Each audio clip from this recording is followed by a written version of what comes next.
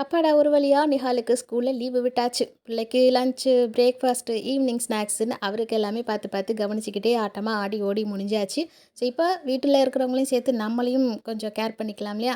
So, இன்றைக்கி வந்து banana smoothie பண்ணலான்ட்டு காலையிலேயே வந்து பாதாம், அப்புறம் வந்து முந்திரி, பேரிச்சம்பழம் எல்லாத்தையுமே சுடு தண்ணில ஊற வச்சுட்டேன். பாதாமுக்கு தோல் எடுத்துட்டு 3த்தையும் ஒன்றா சேர்த்துட்டு மிக்ஸர் ஜாரில் போட்டு வாழைப்பழம் எடுத்து அதையுமே அரைச்சிட வேண்டியது தான்.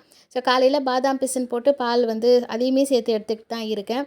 இன்றைக்கி பிரேக்ஃபாஸ்ட் வந்து எதுவுமே சாப்பிடாம இதுவே வந்து ஆளுக்கு ஒரு கிளாஸ் வந்து எடுத்துக்கலாம். இது கொஞ்சம் நல்லா ஃபில்லிங்காக இருக்கும் இல்லையா? அதனால் அதை எடுத்துக்கிட்டாச்சு. வாழைப்பழம் இருந்துச்சு, அது போட்டுக்கிட்டாச்சு. இல்லை ஆப்பிளோ இல்லை ஆவகேடோவோ கூட எடுத்துக்கலாம். ஆவகேடோலாம் போய் விலை கேட்கவே முடியல மார்க்கெட்டில். அவ்வளோ வந்து ரொம்ப காஸ்ட்லியாக ரேட்டு சொல்கிறாய்ங்க.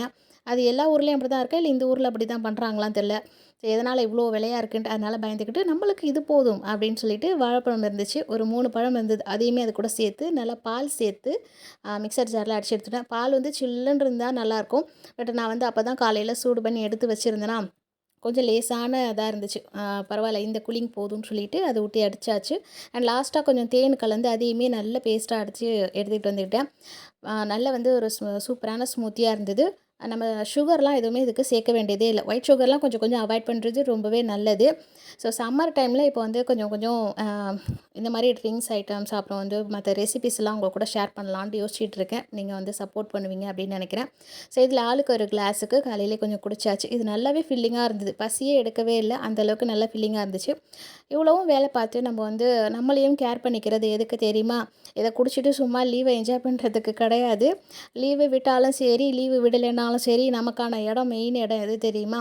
அந்த கிச்சன் தான். அந்த கிச்சன்லேருந்து அடுத்தடுத்து வேலை பார்க்கணும் இல்லையா? இதில் ஒரு கிளாஸை குடிச்சிட்டு உடனே லஞ்சுக்குள்ளே வேலையை ஆரம்பிச்சாச்சு. எது எப்படியோ நம்ம இங்கே தான் அங்கே சுற்றி இங்கே சுற்றி வந்து நிற்கணும்.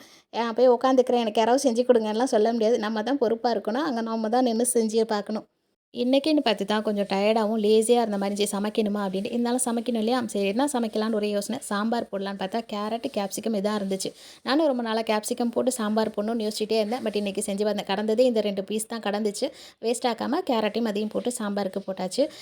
இதுலேயே வந்து புளியுமே சேர்த்து தனியாக தண்ணி கரைச்சி ஊற்றாமல் அது கூடவே சேர்த்து வேக வச்சிடலாம் அப்படின்ட்டு புளியுமே அது கூட தலையில் தூக்கி போட்டுட்டு ஆயிலையுமே சேர்த்தாச்சு. உப்பு போடலை, மஞ்சத்தூள், பெருங்காயத்தூள் போட்டிருந்தேன். இதுலேயே அரிசி, அப்புறம் சாம்பார் பொடி, உப்புலாம் போட்டு வேக வச்சுருந்தா அழகாக ஒன் பாட்டில் சாம்பார் சாதம் ரெடியாக இருக்கும். என்னையும் உமாவையும் தவிர வேறு யாரும் சாப்பிட போகிறது இல்லையா? தனித்தனியாகவே செஞ்சாச்சு.